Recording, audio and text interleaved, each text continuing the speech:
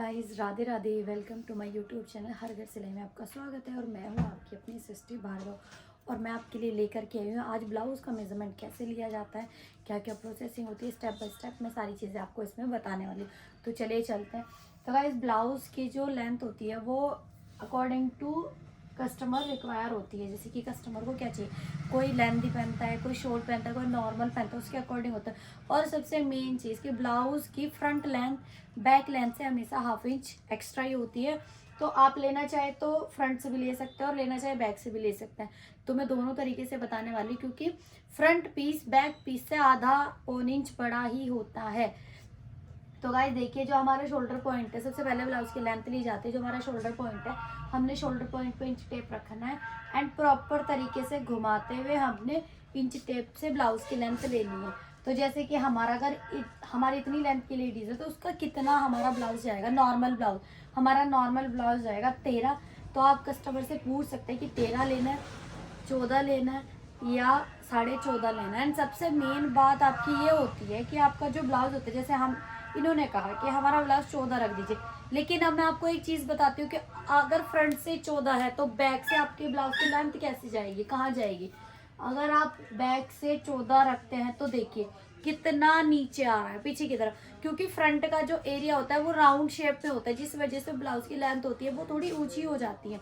तो हमने क्या करना है, अगर हमारा जो ब्लाउज है कस्टमर लॉन्ग ब्लाउज बनवाता है तो आपने उनको क्या करना है, आपने एक बार फ्रंट से तो उनको पूछना ही है, आपने उनको बैक से भी पूछना है, बैक से भी कि आपका इतना आ रहा है।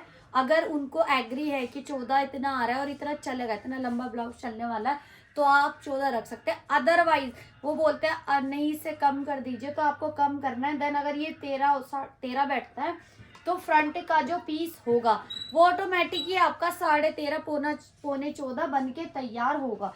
क्योंकि देखिए फ्रंट से ये वाला यहाँ आ रहा है और बैक से अगर हम लेते हैं तो इतना नीचे आता है। तो ब्लाउज की लंबाई बहुत ज़्यादा इंपॉर्टेंट होती है। तो आप ये पॉइंट ध्यान ज़रूर रखिएगा, क्योंकि हमेशा अगर आपने फ्रंट के अकॉर्डिंग निशान लेकर कस्टमर ने बोला नहीं लॉन्ग बना दीजिए और उसके अकॉर्डिंग आपने ब्लाउज बना दिया, तो आपके जो ब्लाउज की लेंथ होगी वो पीछे से बढ़ जाएगी और कस्टमर बोलेगा कि सारी कमर हमारी कवर हो चुकी है। तो ये प्रॉब्लम आपके साथ ना आए, इसीलिए आपने क्या करना है, कस्टमर से फ्रंट से भी पूछना है, बैक से भी पूछना है। अगर नॉर्मल ब्लाउज बोलते हैं तो आप अपने अकॉर्डिंग नाप ले सकते हैं, और अगर वो बोलते हैं कि नहीं आप मेरे अकॉर्डिंग लीजिए, तो आपको फ्रंट से भी उनको लगा के दिखाना है इंच टेप एंड पीछे से भी लगा के पूछना है कि इतनी लेंथ चलेगी, कोई प्रॉब्लम तो नहीं है। तो ऐसे हो गई हमारी लेंथ।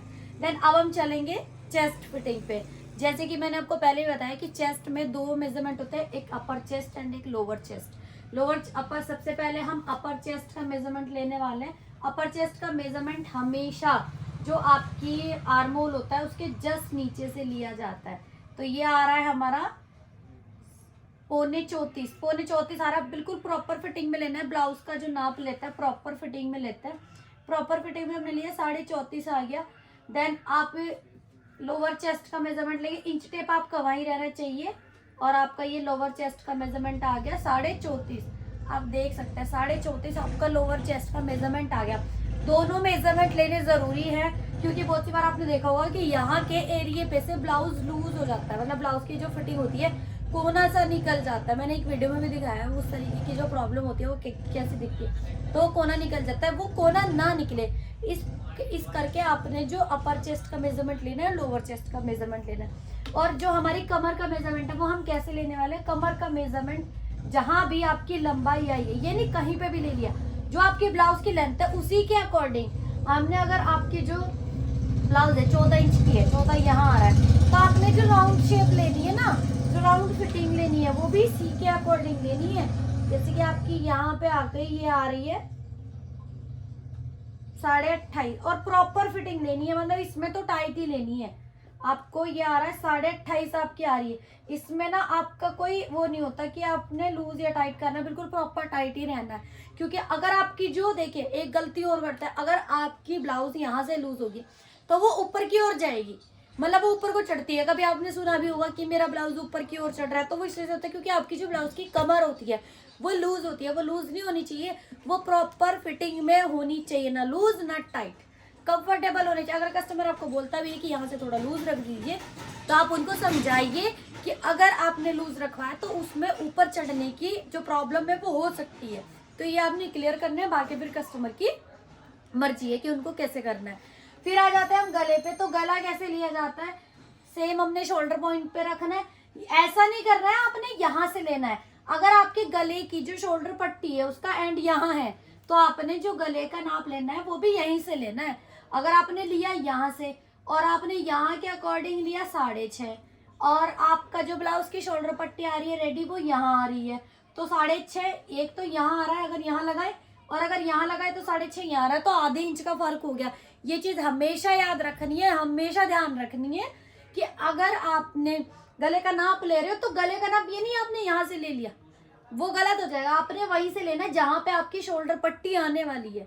जितनी आप शोल्डर पट्टी बनाने वाले हो उसी के अकॉर्डिंग आपने गले के नाप की लंबाई लेनी है। अगर आप लंबाई इधर से लोगे और बनाओगे इधर से तो गला छोटा हो जाएगा। तो ये प्रॉब्लम बहुत लोगों के साथ आती है। मेरे भी एक्सपीरियंस में मैंने बहुत बच्चों को देखा है ये गलती करते कि वो मेजरमेंट यहाँ से ले लेते हैं, लेकिन जब गला तैयार करते हैं वो यहाँ आती है उनकी शोल्डर पट्टी, उसके बाद उनका गला छोटा हो जाता है और बनने के बाद बहुत प्रॉब्लम होती है उसको सेट करने में। तो आप ऐसी गलती ना करें, इसलिए मैं आपको ब्रीफली ये चीजें समझा रही हूँ। देन बैक से आपने कैसे करना है, बैक से भी हमने ऐसे ही लेना, अपने शोल्डर पे ऐसे ही रखना। यहाँ पे आपकी नेक की जो बॉर्डर आती है वो आने वाली है, यहाँ से आपने लेना है। तो आपने 9 लेना है, 10 लेना है, 11 लेना है, 8 लेना है, जो भी लेना है वो आप उसके अकॉर्डिंग ले सकते हैं। एंड ब्लाउज का मेजरमेंट बैक से लेते हुए कैसे करना है, आपने इंच टेप लगा कस्टमर को बताना है 9 इंच सफिशिएंट रहेगा, 10 इंच रहेगा, 11 रहेगा या 8 रहेगा, उनको फिंगर लगा के आपने बताना है कितना सही है, इससे लंबा करना है कि इससे छोटा करना है। ये चीज का हमेशा आपने ध्यान रखना है, इसमें गलती मत कीजिएगा, क्योंकि सबसे मेन पार्ट अगर आपका नाप ही गलत है तो आपका पूरा ब्लाउज गलत है। आप कितनी भी अच्छी कटिंग करते हो, कितनी भी अच्छी मेजरिंग करते हो, कितनी भी अच्छी स्टिचिंग करते हो, सब वेस्ट है, क्योंकि आपका नाप ही गलत है। अगर मैं आपको गलत मेजरमेंट दे दूं और आपको बहुत अच्छा सिलना आता है तब भी आप गलत ही बनाओ, क्योंकि आप उस मेजरमेंट के अकॉर्डिंग बनाओगे। कस्टमर आपके पास नहीं होता, कस्टमर एक बार आएगा वो चला जाएगा, फिर वो सिर्फ कपड़े लेने आता है, तो वो प्रॉब्लम ना हो इसीलिए आपने बहुत ही अच्छे तरीके से नाप लेना सीखना है कि ब्लाउज का नाप लेते कैसे। तो अगर आपका गला 4 इंच से बड़ा है आगे और पीछे का तो आपने शोल्डर, आपका जो शोल्डर रहेगा वो नॉर्मल रहने वाला है। अगर आपका 4 इंच है, 4 इंच से छोटा है तो अपने शोल्डर की लेंथ लेनी है कि शोल्डर कितना है।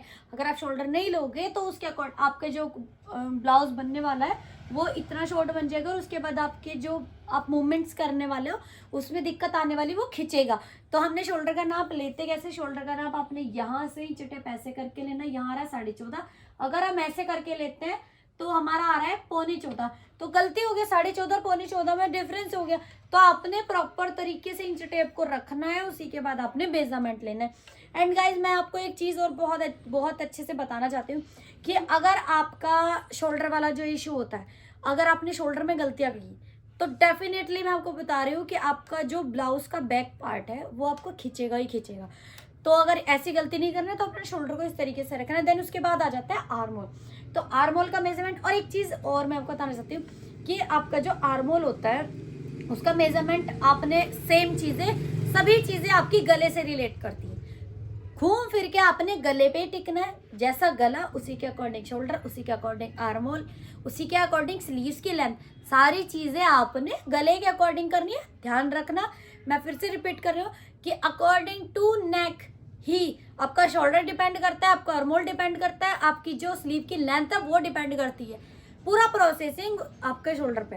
तो आपने शोल्डर का मेजरमेंट सही लिया, उसके बाद आपने आर्म होल। जैसे कि मैं आपको कहना चाहूंगी कि आपका जो शोल्डर है, आपका जो गला है वो 6 है आगे का और पीछे का है 8, ठीक है।